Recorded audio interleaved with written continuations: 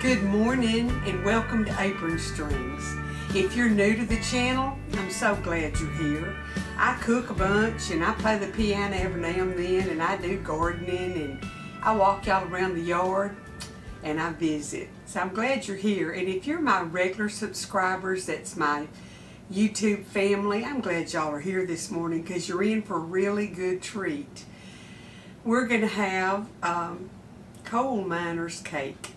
And it has some of my favorite flavors in it. It has chocolate and cherry. So y'all get on over to the butcher block and get your place where you can see what we're doing. And we're going to whip up this easy cake. And y'all can make it for your family or for a gathering or for a picnic. It's easy and yummy. So come on over here and get your spot and we'll get it going. First thing I'm going to do is spray my pan. And I'm using a 9 by 13.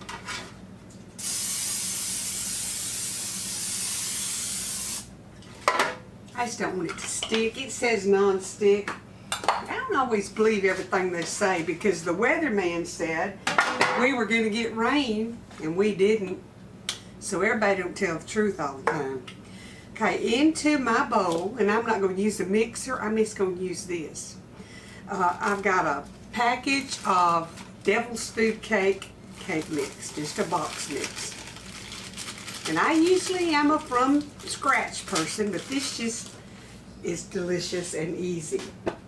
So into that cake mix, we need to add 2 eggs.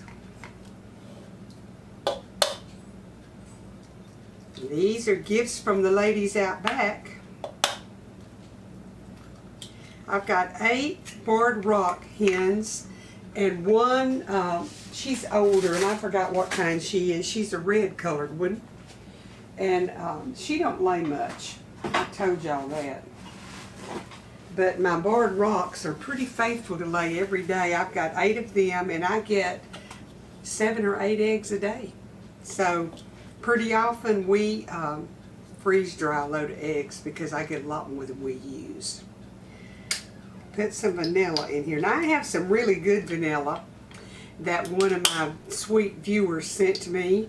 But I'm not going to put it in this cake. I'm going to put it in something real special. I'm going to make a Christmas fruit cake and get it aged in here before too long. I'll do that for y'all. And I'm going to use my good vanilla in that. Then you need 1 can of cherry pie filling. And I'm going to tell y'all something about the expiration date on stuff again. These pie cherries were dated best if used by 19. It's 22 and they're still perfectly good. I didn't taste it of them. I didn't get sick. And the taste is still good. I don't know why people throw stuff away, but there's nothing wrong with these pie cherries. So y'all remember that. Don't waste food. These things are expensive. Okay.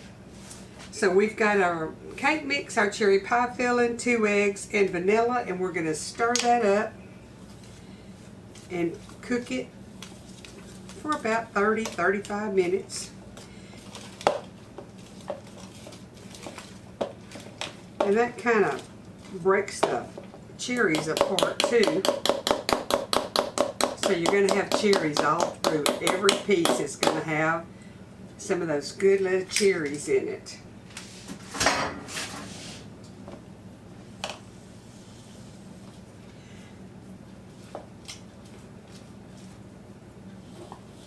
I just like to take the spatula after I've used the whisk, make sure I got it all incorporated well. Okay, I think that's it. Let me get my pan here. Turn it in circles like a dog, trying to find a place to lay down, ain't I? Get this in, and then I'll get it in the oven, and we'll start working on making the icing for it, or the topping. All I know is those coal miners had some good ideas. Not very runny, it's pretty thick. But y'all, it's chocolate. You can't go wrong, it's chocolate.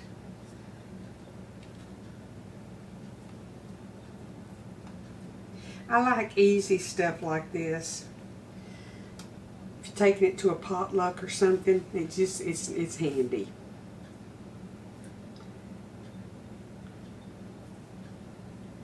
Okay, I'm going to get this in the oven at 350, and I'm going to set my timer for 25 minutes or 30 minutes, and then I'll check it, and it may have to go to 35.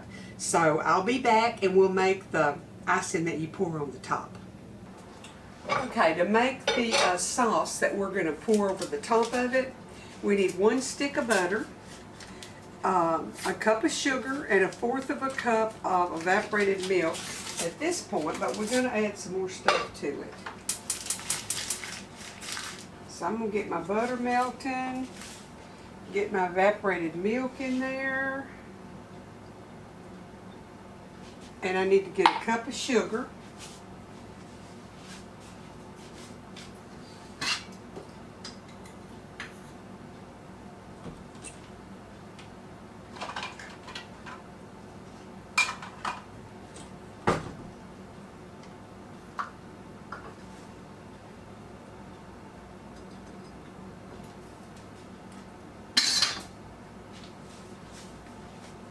One cup of sugar, and we're just going to melt the sugar right now, and then when it gets all melted, tell you what we're going to do next. I told y'all the other day that some of you might not have been watching, or may have some new viewers. They're really predicting shortages and high prices on our groceries. And we're right around the corner from the holidays. So if you're the one that's responsible for the Thanksgiving or the Christmas meal or even New Year's Eve, if that's real special and y'all do something, look at your recipes and make you a list. And as you go to the store, pick up what you're going to need to make your goodies for the holidays. Now, my bar is always full of cookies and candies and goodies for Christmas, and I try to start the 1st of December. And people look forward to it. People know that if they come by, they're going to get a plate of goodies. And Thanksgiving, I have certain things that I cook every year that the family looks forward to. So I am making sure that I have all the ingredients for my Thanksgiving and Christmas meal, as well as my holiday goodies. So as soon as the fruitcake stuff comes out, get your cherries and your mixed fruit or whatever you put in yours, because it may be gone or it may quadruple in price. So, and if you think you have room in your freezer and you don't have any other way to preserve anything, get you some eggs and crack your whole egg in a muffin tin or something, freeze them, pop them out, put them in a Ziploc bag. Then when you get ready to cook, if eggs are $10 a dozen, you can just pull some out of your bag for the holidays and make your meal, make your goodies. So just think about it. What do you put in your dressing? Green onions, eggs, celery. Go ahead and get your vegetables and chop them up. Get as much air out of the bag as you can and freeze them, and they're ready to go in your dressing. Whatever you fix that you can get your stuff now, because I'm telling you, every time I go to the store, stuff is gone up. Just think about it. Besides the price, there may be a shortage, and we want to make our holidays good. So think about that and get your list going so you'll know what you need to buy. I know everybody can't buy it all at one time. I can't. But every time I go, I pick up a little something, so I'll have what I need. And pecans is one thing that I put in just about everything that I make at Christmas. So I'm going to, at Costco or Sam's, pick me up another bag or two of pecans, and you can put them in the freezer, and if you vacuum seal them, they'll keep for years. I don't care what people say. I'm using pecans from 16 and 18, and they're still plenty good because they've been frozen. So that's just a little reminder. But we got to get this sugar, butter, and evaporated milk boiling. And when it starts to simmer, I'm going to add chocolate chips and pecans to it, and then that's what we're going to pour over the cake while it's hot. So just hang around, we'll get it all going, and I'll bring y'all back in a minute when I'm doing something different over here at the stove. Okay, I've got my milk and my butter and my sugar in here, and I went ahead and melted it, so I've got to heat it back up.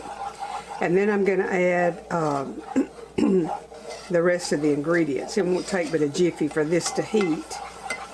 I'd heat pretty fast if I was sitting on a burner or fire, wouldn't you?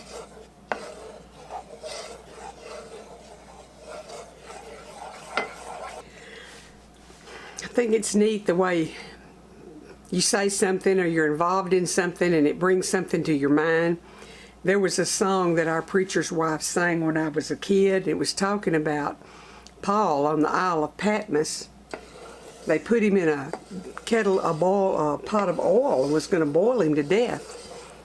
And that song said God came all the way from heaven just to show him that oil wouldn't boil, because he had the keys to the kingdom.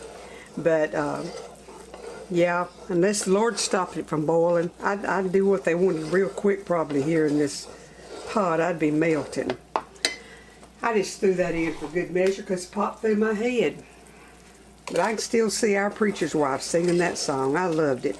Okay, that's probably more like 8 ounces of chocolate chips. But I like chocolate, so that'll be okay. I'm going to melt those in here.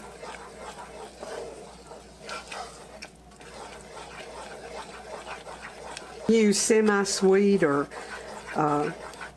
the chocolate, or I guess you can use dark chocolate if you want to. I mean, it's your pot, your spoon, and your chocolate chips. Your stove. Do what you want to do with it.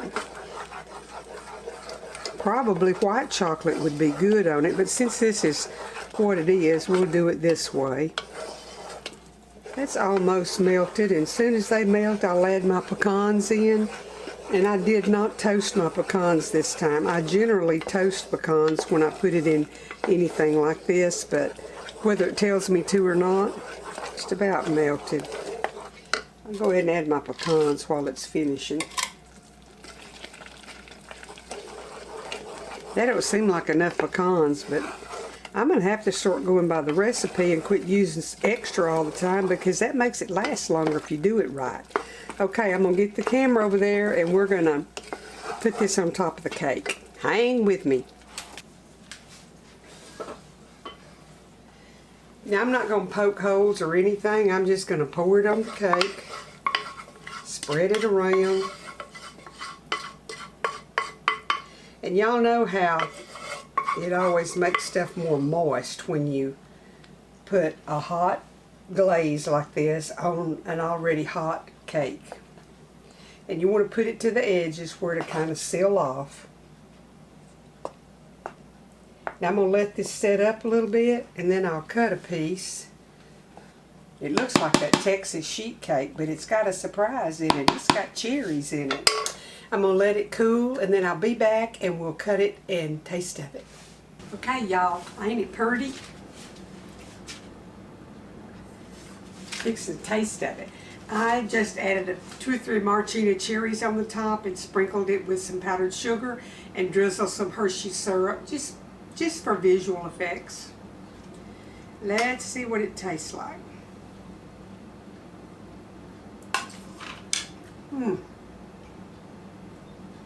It's very good, and you would never know that it was a box mix. It's rich and yummy. So here's y'all another quick to mix up. Bake 30 minutes, let it cook your syrup, pour it over the top, and let it cool and serve it. Another good cake for y'all to put in your recipe box and in your rotation in your kitchen. If you've got a chocolate lover, they're going to love it. And I always liked a Black Forest cake. So that's a quick and easy take on that one. And I think everybody will love it. Now I've already admonished you about putting a little bit of extra stuff in your cabinets. And I talked to you in this video about kind of making some preparations for the holidays. You can't start too early. It'll be here before you know it. I mean, school's already starting. It'll be September, October, then we'll be at Thanksgiving. And who knows what'll be in the store by then, and eggs might be $10 a dozen. So pay attention and get you some stuff put ahead where you'll have a good holiday season. Whether you have everything else or not, you'll have some good food. If you can gather that family around the table and feed them a good meal and share your thoughts and your experiences and walk down memory lane, you can't put a price on that. That's the best gift of all, being with your family and just listening to each other. Have your little basket by the door and put your phones in it where you'll have their undivided attention and they'll have yours. I think the person that's right here with me is a lot more important than the person that's calling on the phone, except in an emergency. To me, it's very rude for me to be visiting with you and you to be on your phone the whole time that we're supposed to be visiting. That tells me how important I am. Put your phone down and have some one-on-one human contact. Make some memories and just do the right thing with manners. It's not good manners to ignore somebody that's right there visiting with you. And our kids are lacking social skills because they text rather than talk. And they're on their phones when they are around people, so there's no real interaction. So you need to address that too if you can. Y'all have a good day. I'll be back in a day or two with something else good. And be putting some good food on your table and having your family around for supper around the table and discussing what went on through the day. Because if you don't talk to them, somebody will. And it might not be a good influence. The good Lord bless and keep y'all. And I'll see you soon.